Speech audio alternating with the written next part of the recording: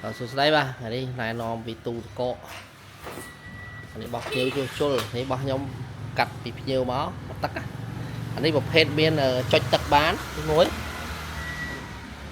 ហើយទី2នេះវាមានតម្លាក់ទឹកកកអូតូ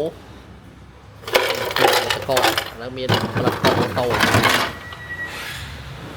ចុចទឹកបានហើយផ្លិតកកអូតូនេះ LG ខ្នាតធំល្អ LG នេះនៅសំណុំស៊ីនបងខាងក្នុងស្អាតភ្លឹង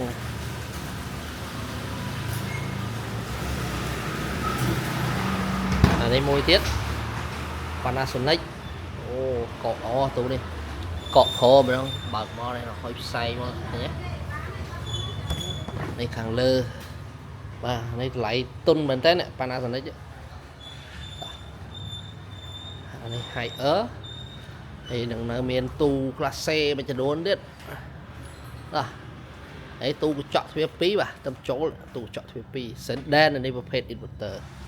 Senden Nicole នេះទូកញ្ចក់ទ្វារ1នេះទូកញ្ចក់ទ្វារ1នេះម៉ាស៊ីនត្រជាក់ពិសេស Panasonic inverter